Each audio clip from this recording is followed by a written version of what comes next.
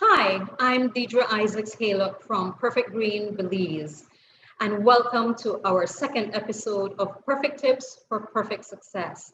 Today, we decided that we're not only going to be doing this ourselves, we're going to be introducing one of our perfect collaborators, a very skilled professional, and she's going to be sharing alongside with us just those tips that we've gathered for ourselves as we do what we love to do.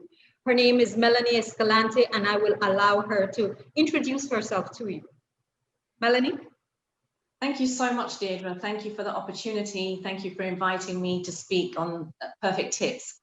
So I'm a vision and strategy coach, and I've been doing this now for 2.5 years. Prior to that, I had been in management positions, various different management positions in administration, corporate governance, that type of thing. And I had spent a lot of time in those positions, supporting people, helping people bring their best foot forward into the workplace, and helping them kind of identify a vision for themselves. And of course, in the places that I worked, I collaborated on strategic plans, which includes visioneering, vision statements, mission statements, core values, etc. And I found that I had an affinity for that. And I found that if we could get people aligned with the vision, if we could get people aligned with the mission, if they could understand and share the values, then that could make a tremendous difference to corporate culture. And on an individual level, if we can get a vision for our life, and if we can understand what we're about and why we're doing what we're doing, it really gives us more meaning and more fulfillment, about what we do. And so when I came out of the management space and decided to enter into the workplace for myself, I'll be honest with you, I wasn't sure at first whether it was a counseling space I was coming into. I wasn't that familiar with the coaching space. But as I researched and found out more, I really realized that for coaching, it's about helping people who are already successful to a certain extent. And maybe they've got stuck, or maybe they just need some clarity, and they don't have anybody to bounce it off. And so I find myself working with people on an individual level, mostly in the entrepreneurial space. And from time to time, I work with companies and corporate culture and helping them get aligned with their vision and mission. That's very good, Melanie, because today we are going to be talking about just that, visioning, and how do you get to that point where it is crystal clear, or at least you have a clear idea of where you want to go, and how you are going to get there.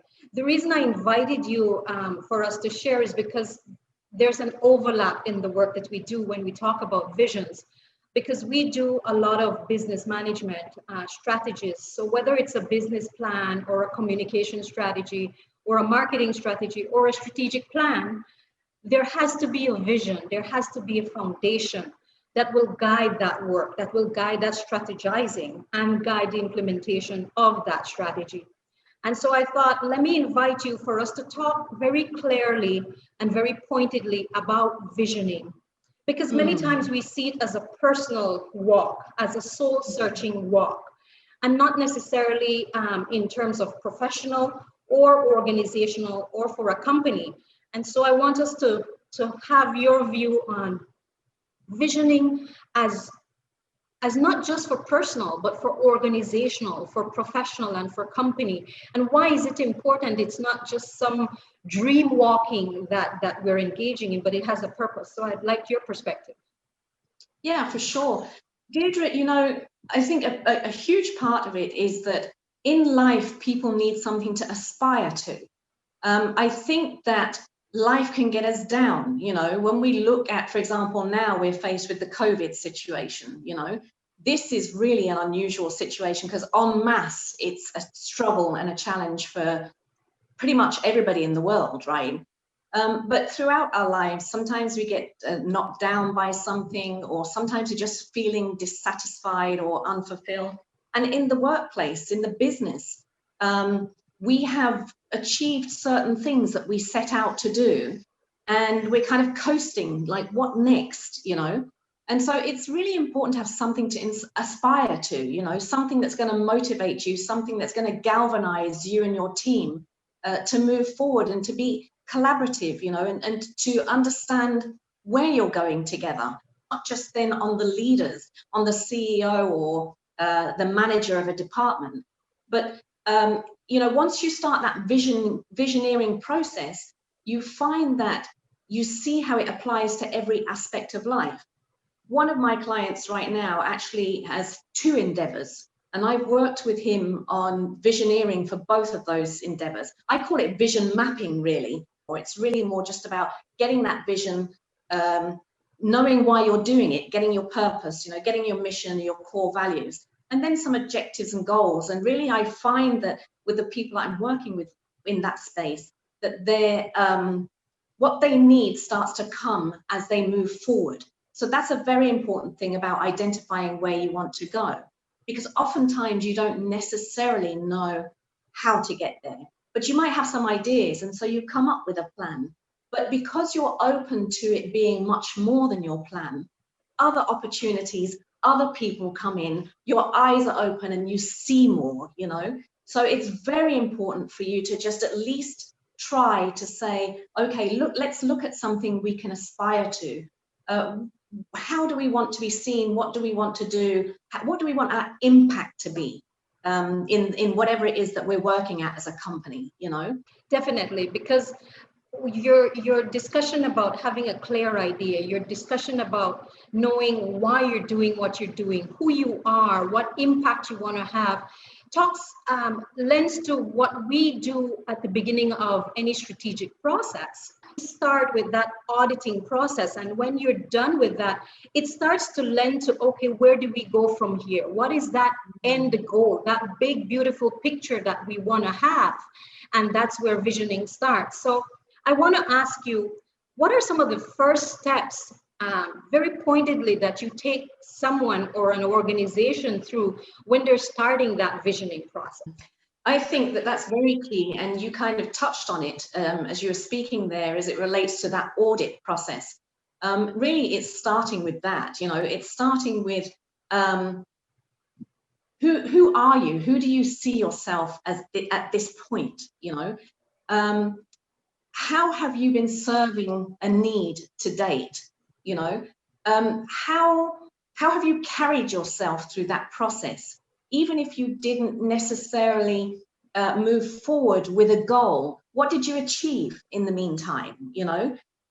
What surprised you about what you've done? And you know, if you've had a team for a while, what have you learned about your people and how they fit, and the type of work they do and how that work fits them, you know? And then in that space, it's saying, okay, well, we've got this and we've got these services.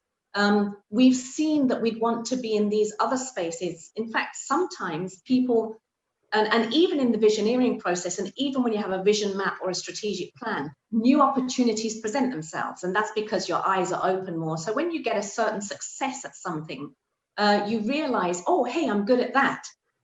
Maybe you didn't realize you were good at that before, but as you followed the lead that somebody has said, I have a need, I would like to have this kind of service, and you felt like, well, let me try that. I think I could do something like that. You start to find actually it's a good fit and you're a natural at it, you know.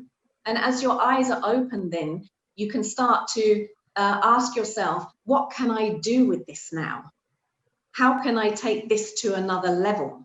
This process is a holistic process. It's a soul searching process, and it's meant for you not to be shy or thin-skinned in your examination of self, but it's also meant not to be a lonely process or a process that you pursue alone. So if there's a manager or a head of an organization team that is out there listening to us, you, our audience right now listening to us, who would you tell that lead, that team leader, should be a part of a visioning process as you speak of it? It depends on the type of business, I guess. And, you know, like, for example, is it a family-owned business? Is it a corporation? You know, who are you reporting to if you're reporting to anybody? In other words, is there a board, you know? As much as possible, you'd want to find some way to make it inclusive of as many people as possible. Now, if you've got a large company, you might want to do some focus groups or something like that, you know. But also, somebody has to lead, somebody has to decide. And when you start getting into providing an opportunity for everybody, some people might get let down if their idea doesn't seem to rise to the surface, you know, doesn't seem to be the winning idea as such. And so I do think that leadership bears the responsibility of setting the vision and setting the strategy. And so I would say that you're talking about, hopefully, some board members or all board members, and then you're talking about your executive team, you know, your CEO, CFO, top level managers, you know, versus middle management. And then you kind of find a way to break it down from there. You know, I think you need to get to a certain stage where you've got your vision, you're clear what you're about, and then you bring in more people to say, okay, guys, this is where we're going. Help us, how are we going to get there? And give everybody an opportunity to speak in and to have some ownership, you know, because that ownership and feeling like you're steering the direction really allows for engagement across the board then at all levels. Now I want us to talk specifically to those corporate heads, those organizational heads. We want to let them know what's in it for the organization and for the company when you have that clear vision, when there's buy-in for it. What is that impact that you're setting yourself up for? What is that benefit? Yeah. Well, straight off, I say you're setting yourself up for success, you're setting yourself up for results. And I would want to say that I hear what you're saying, because as you mentioned soul searching earlier, my mind went, I need to address that at some point in the conversation. Because some people are very uncomfortable with that idea of soul searching on a personal level, even, right? And so if you bring that in and say, hey, we need to do some soul searching here in this company, yeah, people are going to say, hey, that's a bit quirky. I'm not so sure I'm into that. And I don't want to bare my soul to anybody. I don't want to bare it to myself, much less anybody else, you know. But, you know, organizations do have a soul. They have to have a soul. You know, what is your most important resource? I would posit that that's your people, you know. And people have a soul. People have a heart. People want to go somewhere. They want to have meaningful work, you know. They want to feel that when they're working, their work is making a difference. And so when they know where they're going and they can see that we're making progress on that track towards where we're going, then that naturally galvanizes them to do more, to engage more, to participate more, you know.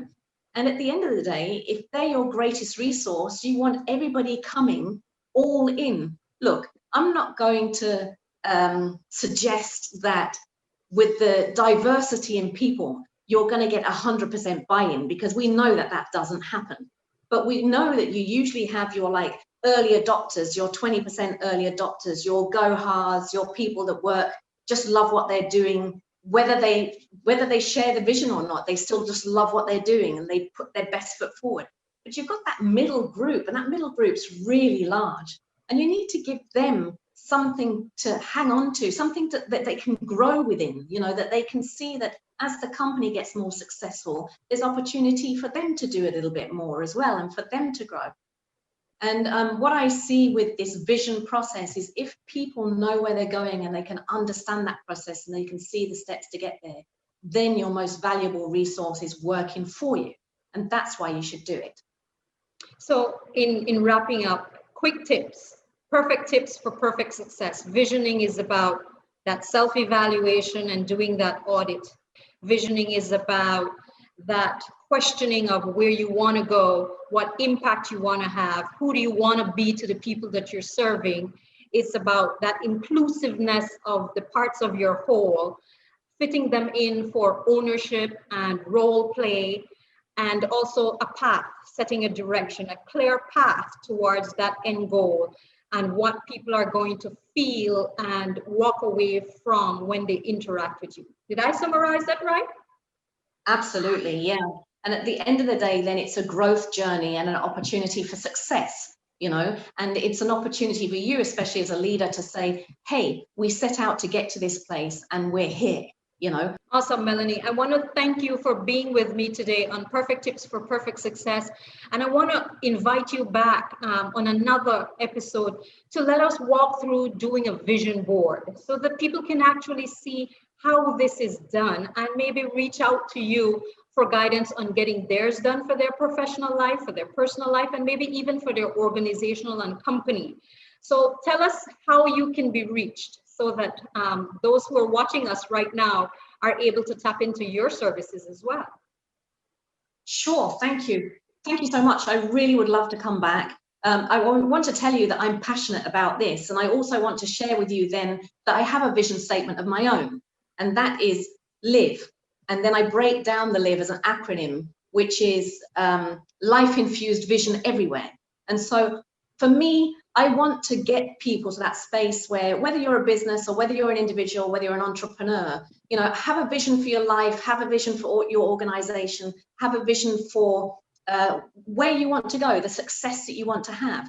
And that, for me, if I can be a part of that, that just lights me up. At the end of the day, the more success we have in Belize, the more success we have in the world, the greater fulfillment, the greater joy, the greater the opportunity for everybody, you know. So it's really just about building a better world. And so, yeah, I can be reached at melanie@coachingwithmelanie.com, and I can also be reached at 501-610-0999.